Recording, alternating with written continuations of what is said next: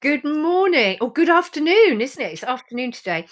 So today I'm actually going to do two honeys, and they are from Cocos Keeling, and you can see the difference in colour.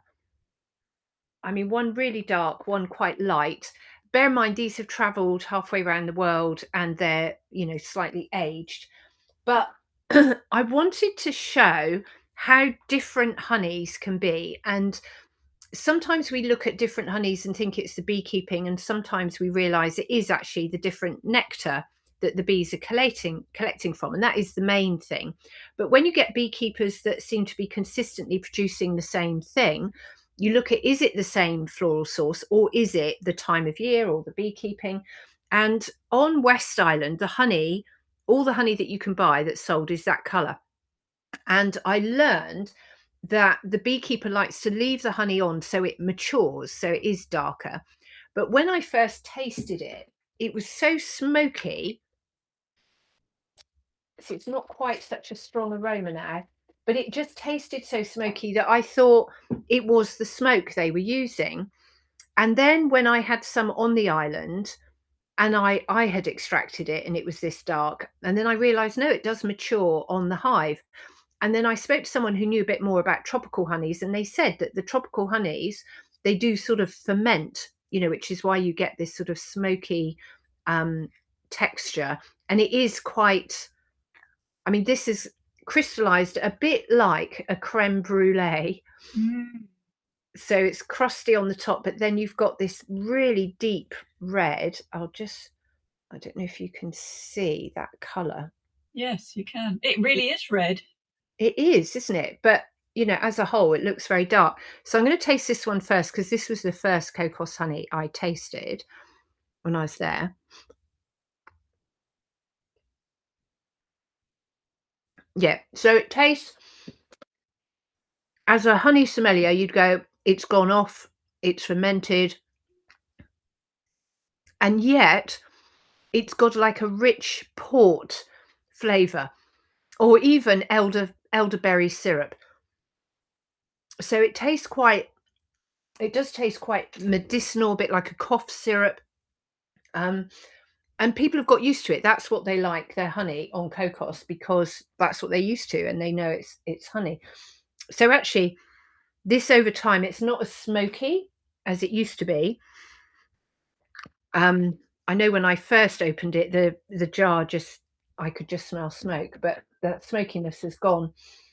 So when I started taking honey, or actually the first time we went in 2020, and I worked with Jack, we were taking honey off the hive, and he had um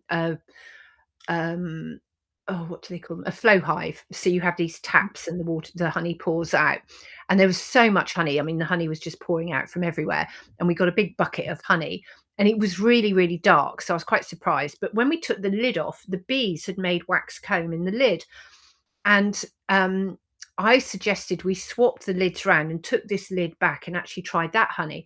And that honey, when we cut it off, actually, this is some of it. So it was a lot paler, it was much more golden, and we had the wax comb. And when we tasted it, it was so different. It was much, much fruitier than the darker honey. So the smell, oh gosh, yeah, it is much more like tropical fruits, it's sort of lychee, um, maybe a bit of mango. Mm. So much fruitier, and it's a really fruity honey, but it's not as smoky or dark as the other one. So it's a completely different flavor, much lighter.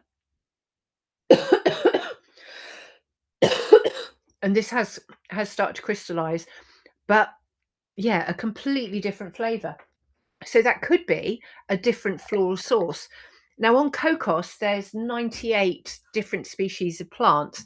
And what I need to do when we go back next year is take nectar samples and pollen samples from the plants that are flowering, because although there's 98 species, not all of them are flowering.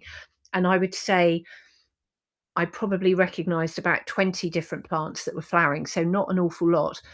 And by collecting the nectar and the pollen and taking it for analysis with the honeys, we can then connect the two. So we can find out what the bees are foraging from to make the honey.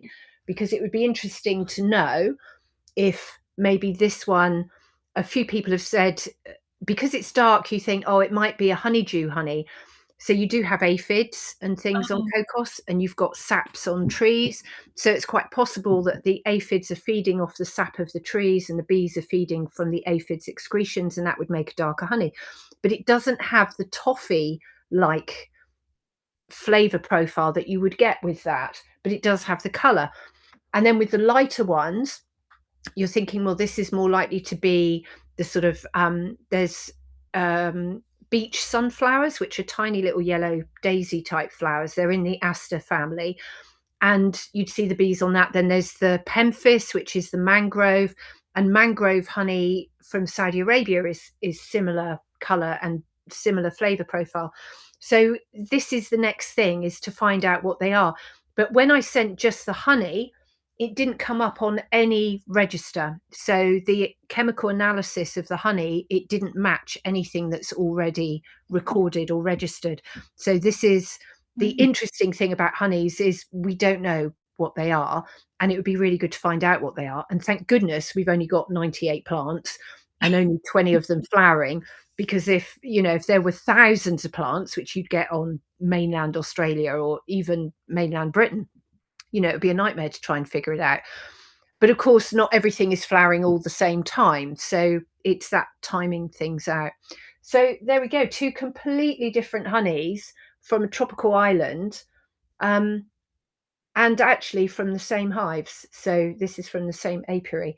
So really, really interesting. And I shared an image with this event, which has, I think, 4 different honeys, and you can see 4 different colours, and that's all from the same colony, but over different times. So it's really good to see the bees are going to different Yeah, plants. yeah. I have a question. You mentioned the honey had fermented. Does that mean it starts to produce alcohol, or is it simply gone a bit off? It's a bit of both, really. So you consider it as having spoiled if it Mhm. ferments, um, but that is what mead is fermented honey. Oh. And the thing is, in a tropical region, so nectar in plants is 80% water, and the bees take it back to the hive and they evaporate the water to make it last as a honey. And then when they've evaporated it enough, they put a wax seal over the honey, and then we call it capped, so it's sealed. And then we know that the water content is should be under 20%. So it could be between 16, 18%. And then it's not likely to ferment.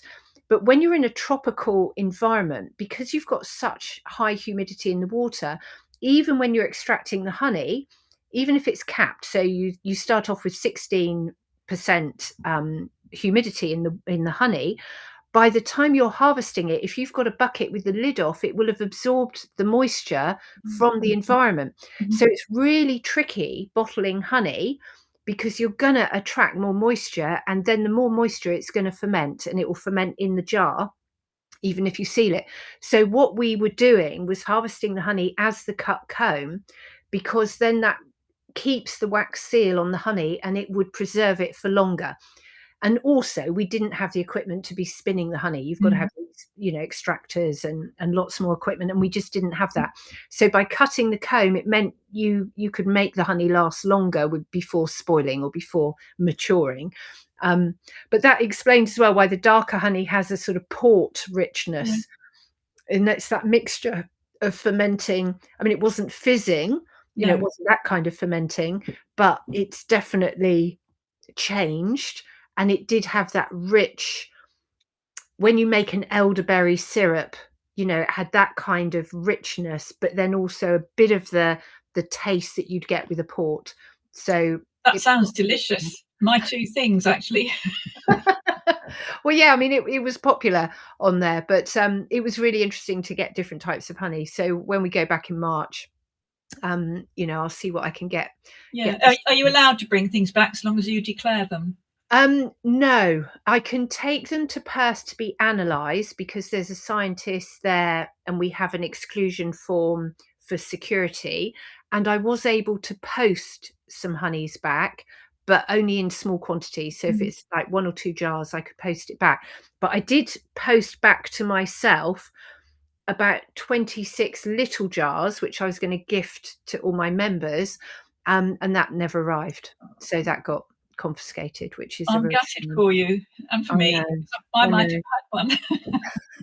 No, and it would be really nice to, to be able to get more honey and bring it back, but Mm. that's another project that I want to sort out, and I now know honey importers in the UK that I can work with, and we can try and sort Oh, something good. out.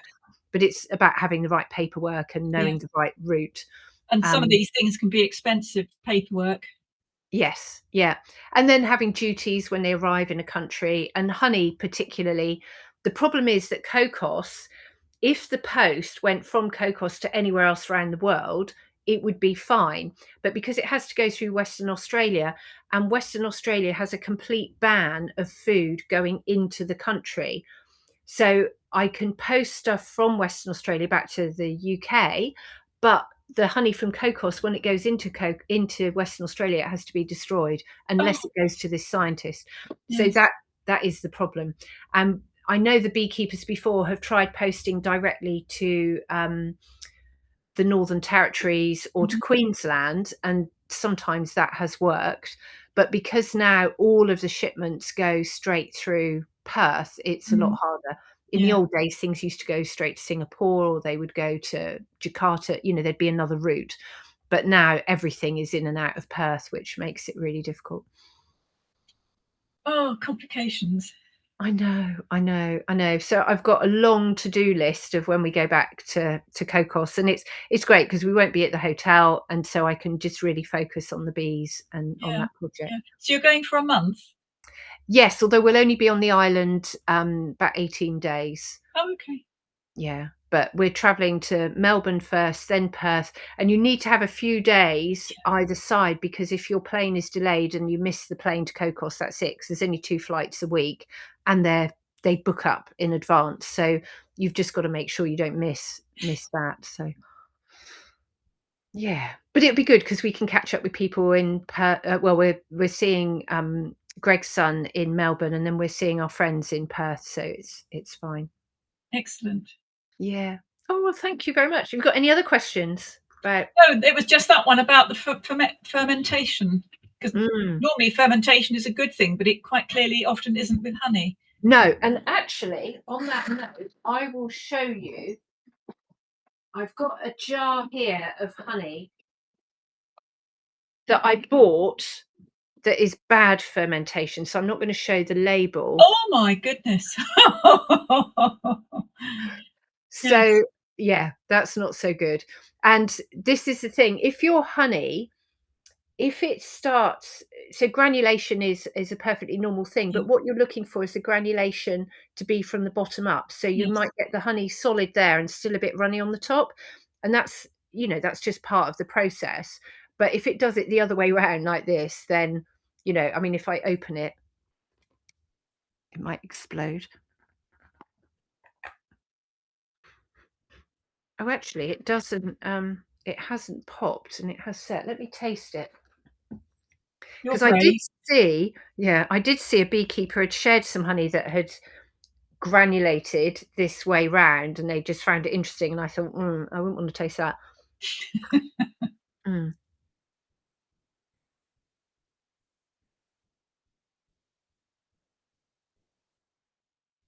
Now, actually, the honey at the top is absolutely fine. It is okay. So that's quite interesting. I think I'll have to tip some out. But yeah, that's not what you would really want. I mean, it doesn't look pleasant. No. But it's not fizzing, it's not bubbly, and it might just be the way that it's separated. Mm, interesting. Has it ever been held upside down, for any reason? Because it No, no, because it hasn't, because it was a really runny honey. mm, Um, so yeah, I no, don't know. solid. It is interesting, but we're learning something new. I'm just seeing whose it was. Mm. So yeah, don't know about that. But sometimes, if you get bubbles, real frothy bubbles, or if you open the lid and it sort of goes, if you get a bit of a fizz, then yeah, you'll know then it's fermented. So yeah. Okay, thank you very much. And I've photographed all the different honeys, and tomorrow I'm being joined by Helen of Highgate Honey, and we're going to taste her honey together. And it's a Tree of Heaven honey, which is amazing. And at the National Honey Show, it was definitely the most popular on the honey tasting table. So it'd be a really good one to taste together. So that's at same time tomorrow, 2:30 tomorrow. Okay, thanks very much. Thank Bye you. for now.